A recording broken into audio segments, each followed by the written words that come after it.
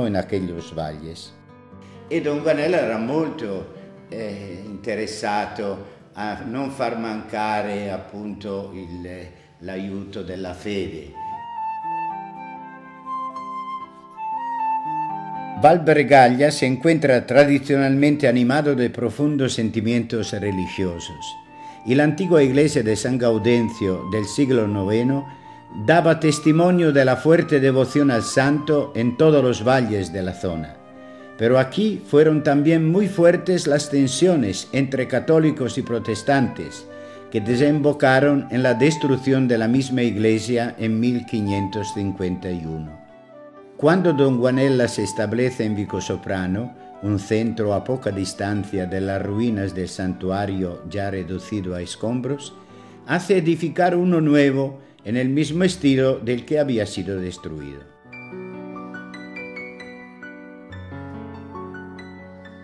Don Luis, a la edad de casi 60 años, ve realizarse sus proyectos y mientras tanto su instituto se consolida. Pero con frecuencia retorna a su mente una zona que desde joven le tocaba cruzar durante sus viajes, una vasta área deprimida, pobre y malsana, llamada Pian di Spagna, en el extremo septentrional del lago de Como. Es justamente allí donde quiere implantar una casa de acogida y trabajo para los buenos hijos, como él llamaba a los pobres y a los discapacitados psicofísicos, y hacer resurgir el pueblo de Nueva Olonio San Salvatore. La colonia Pueblo fue inaugurada en noviembre de 1900 y aún hoy es una referencia de entre las más importantes de toda la cadena de institutos y casas de la obra. Fue una empresa extrema, casi un desafío que llegó a ser una de las realizaciones técnicas, organizativas y caritativas más relevantes de todo el proyecto guanelliano. En 1902, Don Guanella realiza una peregrinación a Tierra Santa, viaja del Líbano hasta Galilea y visita los lugares que fueron escenario de la vida y de la pasión de Jesús.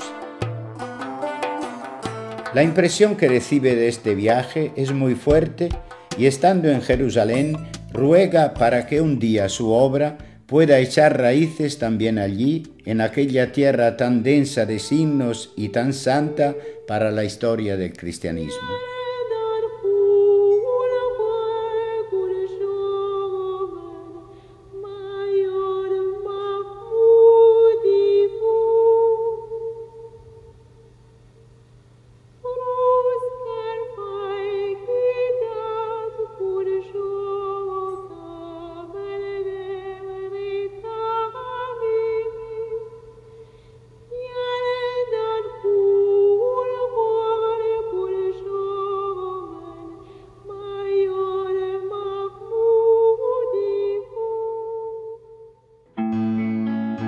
Al regresar a Italia, trabaja para obtener el reconocimiento de la Santa Sede para la congregación masculina de los Siervos de la Caridad. Don Guanella, mientras tanto, mantenía siempre vivo su deseo de iniciar una de sus obras en Roma y procuraba comprender cómo la providencia podía abrirle un camino para realizar este objetivo. El Papa León XIII, en los últimos años de su pontificado, había dado gran impulso a la idea de hacer regresar a la gente a trabajar la tierra y a la vida simple del campo. Ofreció entonces al sacerdote valtellinés la dirección de la colonia de Montemario, que había sido confiada a Don Orione, pero que se reveló demasiado vasta y difícil de dirigir.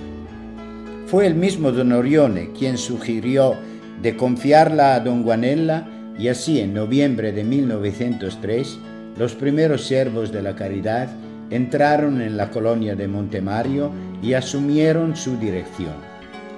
Posteriormente, la colonia agrícola será trasladada a Vía Aurelia Antica, donde hasta hoy surge en plena actividad un centro de acogida para personas discapacitadas.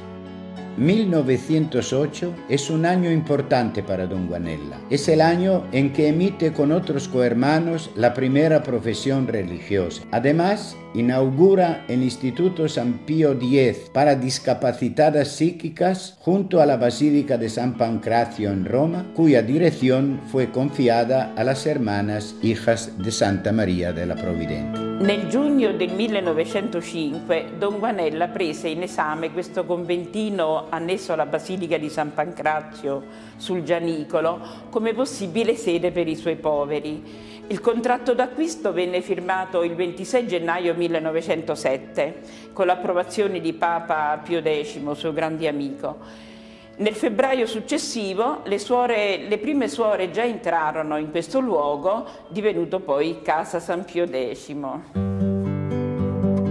A continuación, don Luis decidirá adquirir un terreno en Roma, en el popular barrio del Trionfale, que en aquellos tiempos era uno de los barrios más empobrecidos de la capital, donde surgirá la iglesia en honor de San José, patrono de la Buena Muerte.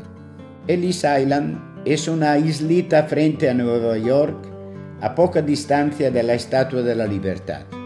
Aquí, desde 1892, el gobierno de los Estados Unidos estableció el centro de control y acogida para los miles de inmigrantes que llegaban de distintos países del mundo.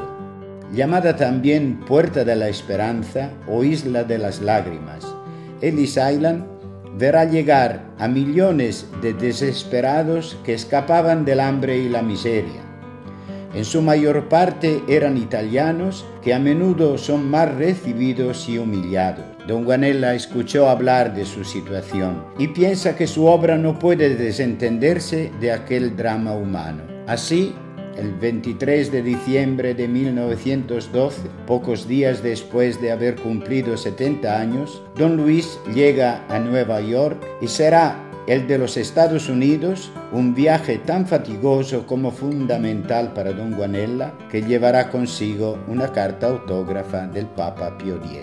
De inmediato, tras el arribo y una fugaz visita a Nueva York, don Luis llegará a la ciudad de Boston, donde en algunos barrios la presencia de ciudadanos italianos es muy fuerte.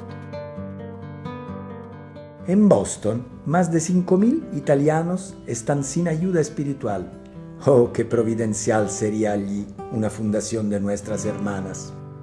Sto entrando nella cappella bassa del Sacro Cuore in Boston.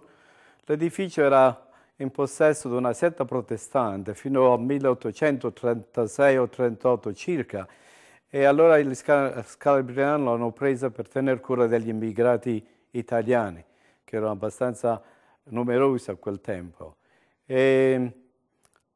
Don Guanella è capitato qui con la provvidenza di Dio come amico degli scalabrinani, è venuto in America per presentarsi ai vescovi delle varie zone, delle varie città.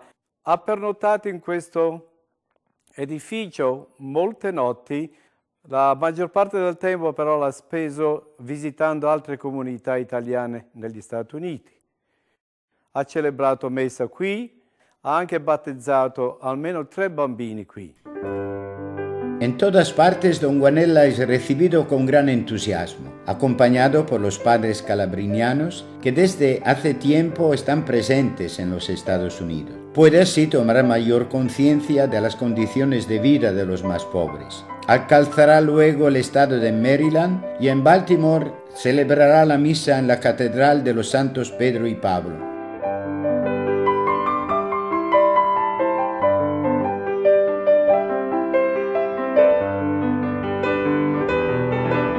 Viajando en el frío invierno que azota el este del país, llegará a Washington. Aquí se hospedará en el convento de los hermanos franciscanos y durante su permanencia tendrá oportunidad de apreciar un complejo de estatuas de madera que reproducen escenas del Calvario y del cual hará realizar una copia similar en la iglesia del Sagrado Corazón en Como. Luego don Luis se queda unos días en Chicago, que era la verdadera meta de su viaje americano, porque es en esta ciudad que quiere llegar con su obra. Y en efecto, es justamente aquí a donde unos meses más tarde llegará el primer grupo compuesto de 6 hermanas que dará comienzo a la obra guanelliana en los Estados Unidos.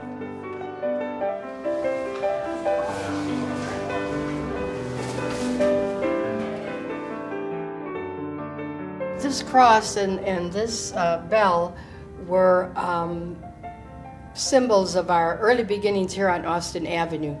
The cross used to be at the top of the 3rd-story building that was purchased by Mother Rose Bertolini to begin our work here in 1925 with the developmentally disabled. The bell was the bell that was used by the sisters to sound the time for chapel and meals, and we just thought to save those as memories of our early beginnings here on Austin Avenue.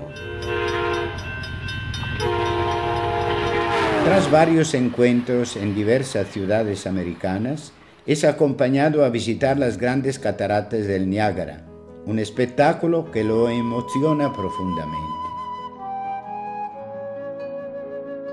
Las horas estaban contadas y nos apresuramos a visitar la mayor catarata del mundo, las del Niágara. Imaginaos una extensa llanura de agua, luego una muralla natural de aproximadamente 1 kilómetro y hacia abajo esa masa increíble que se derrama con calma suave y terrible majestad. El 8 de febrero de 1913, Don Guanella llega al puerto de Nueva York para embarcarse hacia Italia, donde llegará tras 2 semanas de navegación. El viaje a Estados Unidos probó duramente su salud, que a partir de entonces quedará fuertemente afectada. Pero en enero de 1915 estará ya junto a las víctimas del terremoto de la Mársica, en los Abruzos, donde un terremoto devastador provocó más de 30.000 muertos.